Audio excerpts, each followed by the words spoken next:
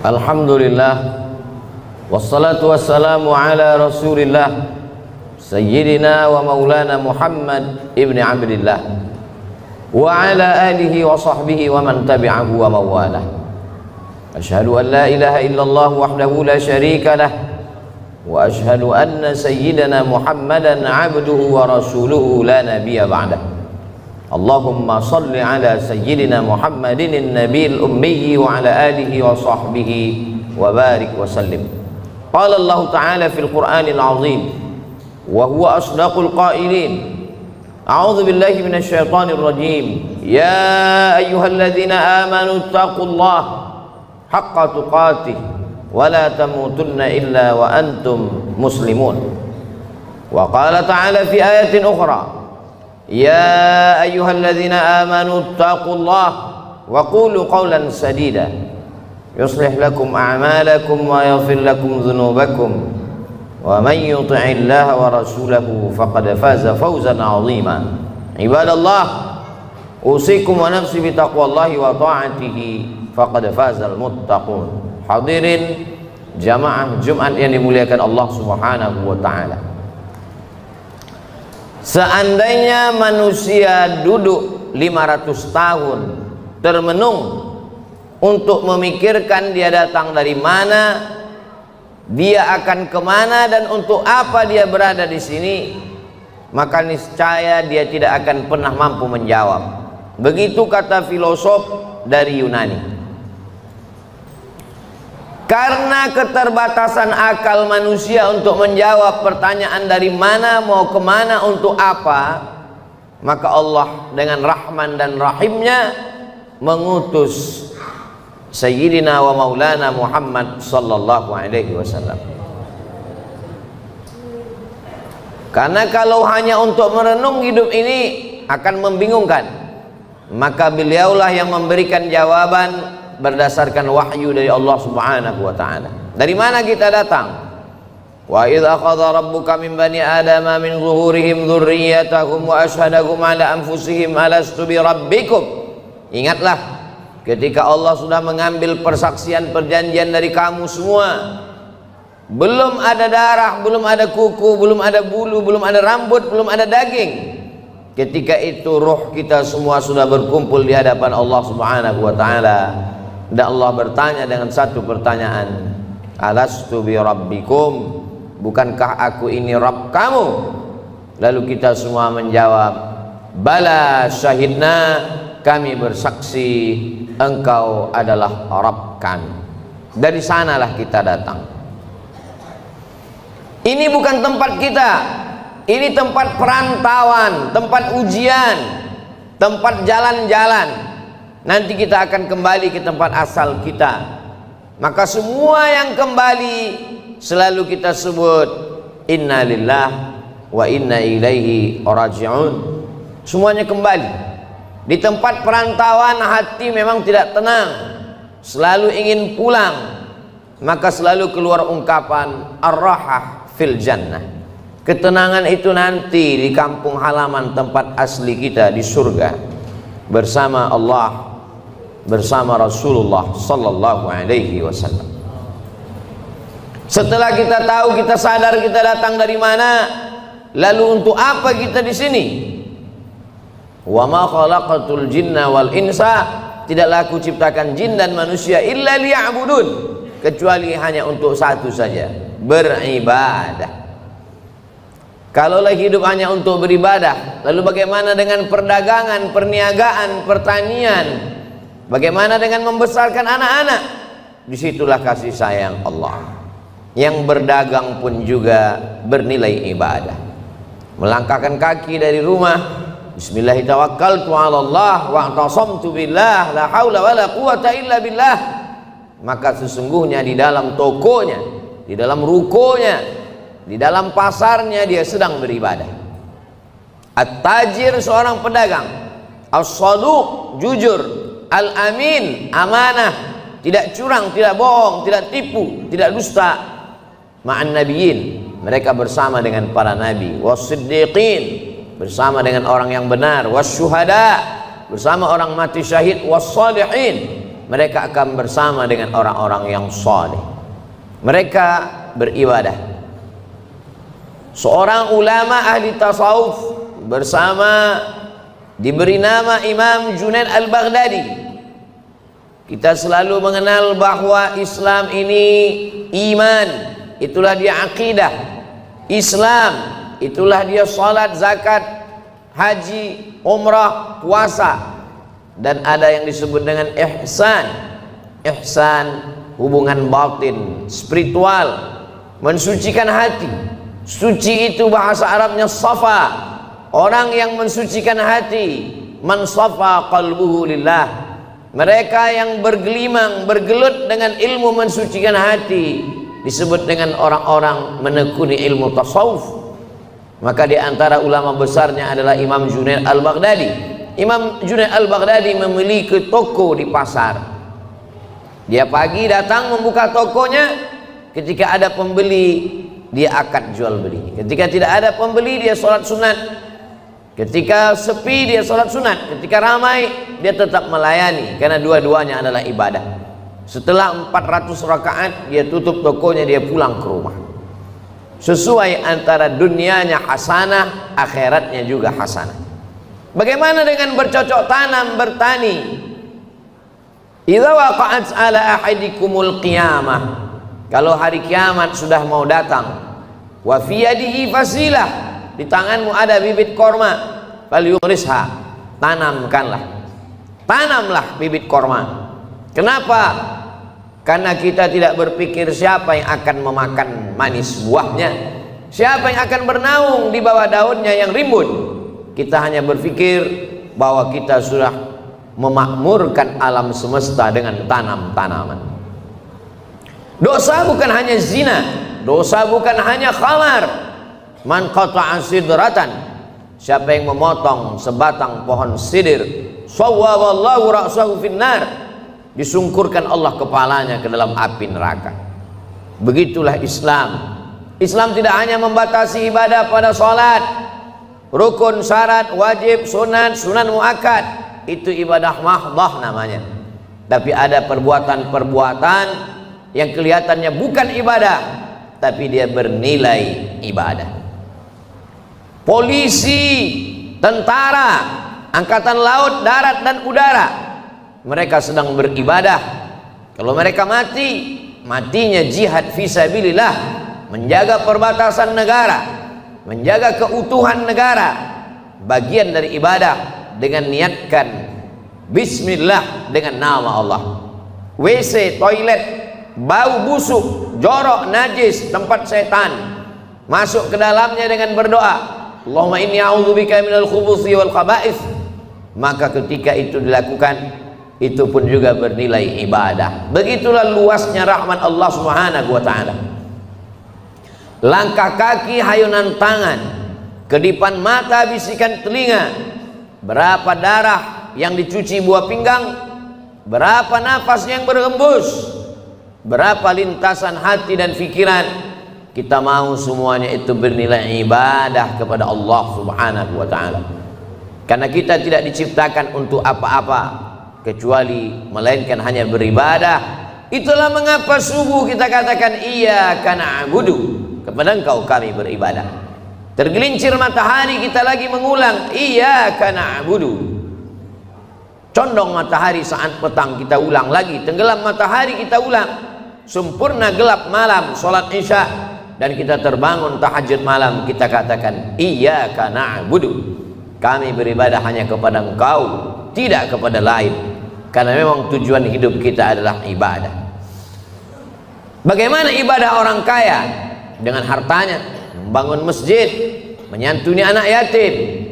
Bagaimana dengan orang yang fakir miskin? Dengan sabarnya, dengan ridhanya, menerima takdir ketetapan Allah. Orang yang sakit pun beribadah. Yang hari ini terbaring di ruang ICU, mereka sesungguhnya juga dengan sabarnya ibadah. Kalau sesuai keinginan kita dengan keinginan Allah, yang kita doakan, yang kita harapkan datang, Allah ingin kita bersyukur. Syukur adalah ibadah. La in syakartum la azidannakum. Kalau tidak sesuai yang kita inginkan dengan yang datang, kita risau dan marah, maka kita dalam murka Allah. Ketika sesuai yang kita harapkan, Allah ingin kita bersyukur. Syukur adalah ibadah. Ketika tidak sesuai yang kita inginkan dengan kenyataan, Allah ingin kita bersabar. Dan sabar adalah ibadah tersempurna di antara semua ibadah. Maka Allah katakan, innama yuwaffas sabiruna ajrahum bighairi hisab. Orang-orang yang sabar balasannya paling sempurna, paling penuh, bighairi hisab, tidak dapat dihitung oleh hitungan manusia. Maka kalau kita lihat perjalanan nabi-nabi, ibadah mereka lebih banyak sabar daripada syukur. Nabi Ibrahim alaihissalam bersabar mendapati seorang ayah Azar pembuat berhala, bersabar terusir dari kaum penyembah bintang, bersabar dibakar oleh Namruz mengaku Tuhan, bersabar tidak punya anak 86 tahun baru dititipkan Ismail, bersabar ketika mesti terasing dengan anak, buah hati belayan jiwa, ditinggal di kota Makkah Al-Mukarramah, dia mesti kembali ke Palestina, bersabar ketika diminta Allah untuk berkurban seorang anak. Lebih banyak sabar daripada syukur. Man asyaddun nasi balaan, siapa orang yang paling kuat ujiannya ya Allah, ya Rasulullah?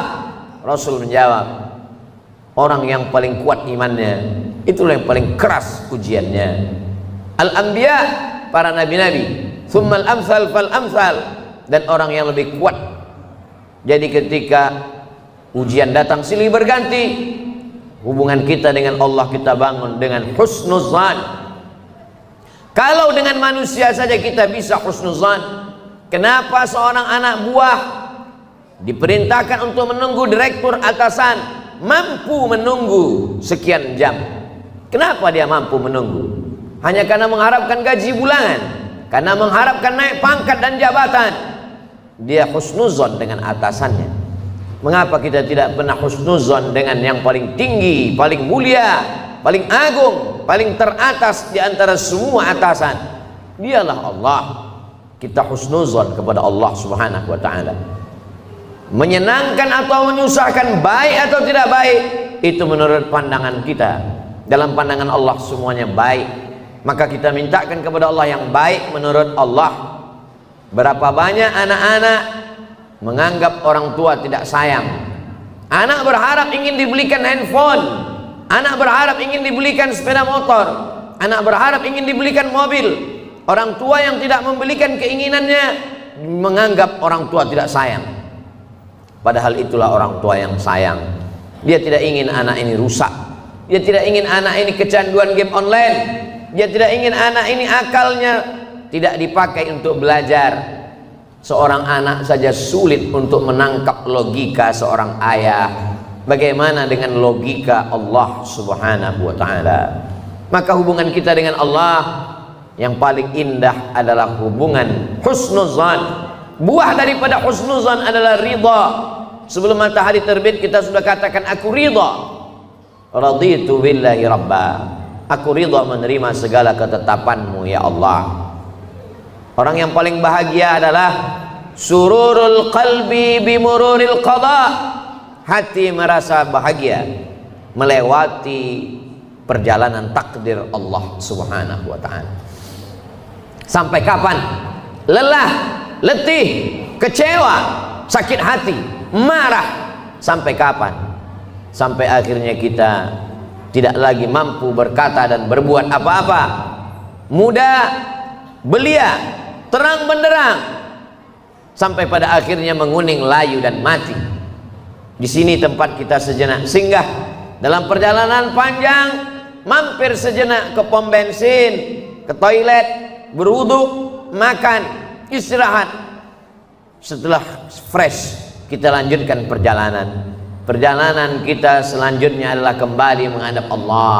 Ketika kita sudah lulus dengan berbagai macam ujian, ridha, sabar, tawakal, berat ujian hidup, ada yang maha besar tempat mengadu. Angkat kedua tanganmu, katakan Allahu Akbar. Besar ujian hidupmu, ada yang maha besar. Allahu Akbar.